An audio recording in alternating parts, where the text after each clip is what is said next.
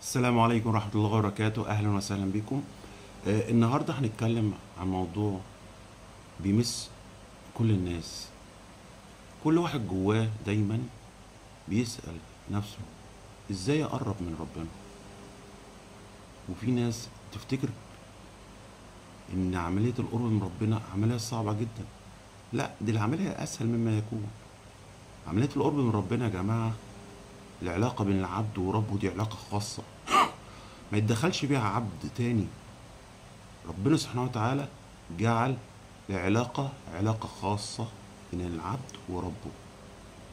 ففي المحاضرة دي هنتعرف على 4 خطوات سهلة إنها تتعمل، وفي نفس الوقت تجعلك في قرب دائما من الله عز وجل. أول حاجة دايما عشان نخلي حياتنا عبادة وبركة وقرب من ربنا،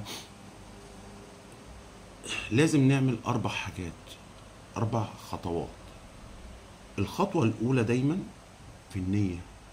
نيتك اللي هي مفتاح كل خير. لازم النية دي، كلنا نبقى عارفين كده. النبي صلى الله عليه وسلم ما قالش حديث كده اللي هو إنما الأعمال بالنيات ولكل امرئ ما نوى، ده من فراغ. النية دي البوصلة اللي بتحركك. النية دي اللي بتوجه كل أعمالنا. لو نويت إن شغلك ده يبقى عبادة لله، هيكون عبادة لله. لو شغلك ده عشان حاجة تانية غير الله، لا، هيكون حاجة تانية. فالنية هي بوصلة بتحركك، وفي كل دقيقة بتشتغل فيها لوجه الله بتتحسب لك عبادة. طيب، تصرفك مع أهلك عبادة، تصرفك في بيتك عبادة، كل حركة وكل سكنة انت قاعد فيها هي عبادة. حتى كان ايام الرسول صلى الله عليه وسلم كانوا المتضررين ان هم ما بيروحوش يجاهدوا مع الصحابة، كان نفسهم يجاهدوا، كان بيكتب لهم الاجر بنياتهم. فكل حاجة في حياتنا بنيتنا. بتشتري طلبات لبيتك عبادة، بتدخل السرور على أهل بيتك والناس عبادة. كل خطوة بتتحسب لك عبادة. فممكن يبقى عبادة لو نويت ان انت تستريح عشان تقوم مثلا تصلي، يعني تعمل العبادة دي، زي مثلا صلاة الفجر. انت نمت عنها ونيتك ان انت اصلا تقوم تصلي الفجر، ربنا سبحانه وتعالى ان شاء الله بيكتبها لك عبادة. طيب، ده بالنسبة للنية. تاني خطوة ايه؟ تاني خطوة هي العبادات والفروض. عبادات والفروض دول هم اساس الدين نفسه، الاساسيات في الدين. ربنا هو الشيء اللي ربنا فرضه علينا. الصلاة في اوقاتها، الصيام في وقته، الزكاة في وقتها، الحج لو استطعنا في وقته. كل شيء وله توقيت. ما ينفعش ان احنا نتهاون فيها ابدا. يعني ما ينفعش اصلي الظهر بالليل، لا. كل ده اساس ما نقدرش نتهاون فيه.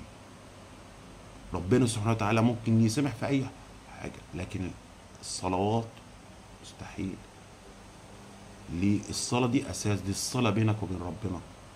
وما ننساش الحديث القدسي للرسول صلى الله عليه وسلم، الحديث القدسي عن رب العزة: وما تقرب إلي عبدي بشيء أحب إلي مما افترضته عليه.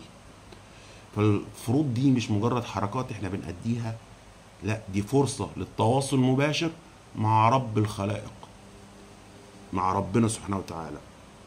وزي ما الرسول صلى الله عليه وسلم قال: أقرب ما يكون العبد إلى ربه وهو ساجد. وهو ساجد دي تبقى أقرب مكان بينك وبين ربنا وهو السجود. فتخيل ان انت بتكون قريب من ربنا ساعة السجود دي. فدايما اكثر الدعاء ساعة السجود. يبقى دي تاني خطوة، الفروض والعبادات. يبقى احنا اتكلمنا عن النية، اتكلمنا عن الفروض والعبادات، نتكلم بقى على بعض الأعمال البسيطة اليومية اللي ممكن أي إنسان فينا ممكن يتعامل معاها وممكن يعملها في مقدرة الجميع.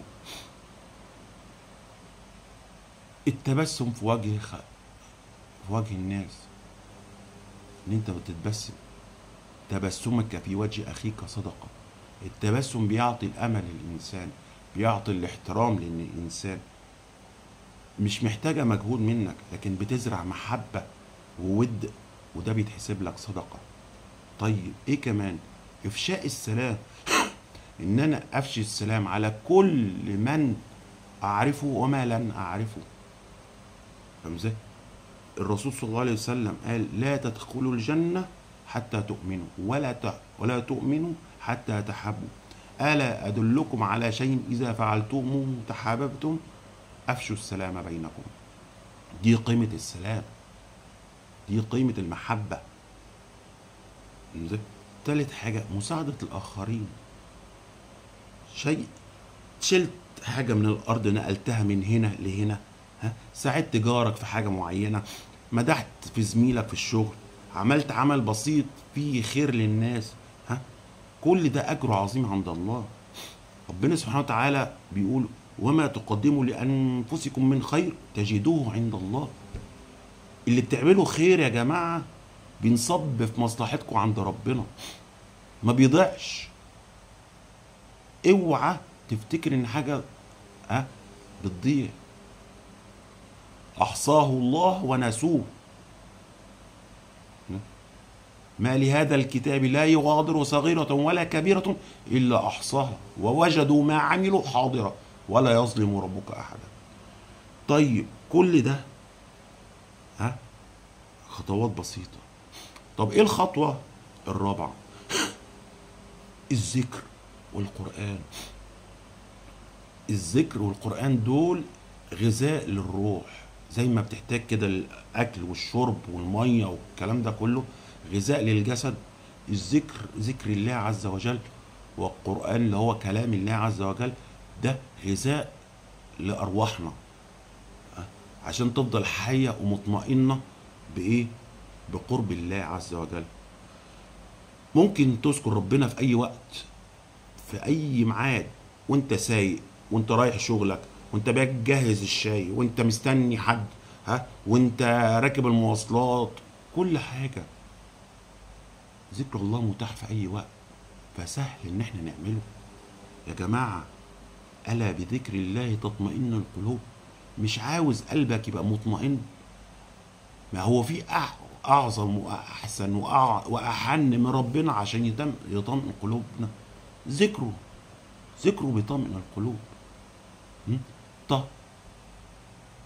القرآن ده انت لو قرأت 5 آيات أو صفحة كاملة من القرآن كورد يوميا هيفرق معاك جدا في حياتك وفي شغلك وفي بيتك وفي كل حاجة. قراية القرآن بتنور القلب، قراية القرآن بتخلي الواحد عنده سكينة وهدوء في نفسه كده.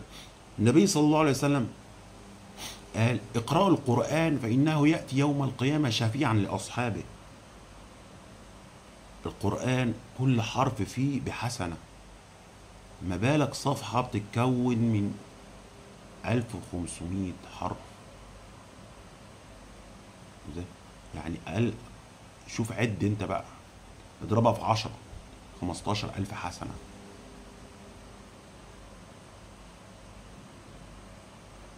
او تخيل لو انا غلطان ولا حاجة، الصفحة فيها 150 حرف بيتحسب لك ب1500 حسنة.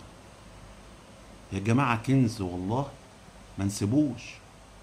في النهاية خلي ربنا دايما في كل لحظة حياتنا بالنية الصالحة، بالحفاظ على الفروض، بالأعمال البسيطة، بالذكر وبالقرآن، هنلاقي حياتنا كلها بركة وسكينة. وشكرا جزيلا لحسن استماعكم، وأتمنى تكونوا استفدتم، والسلام عليكم ورحمة الله وبركاته.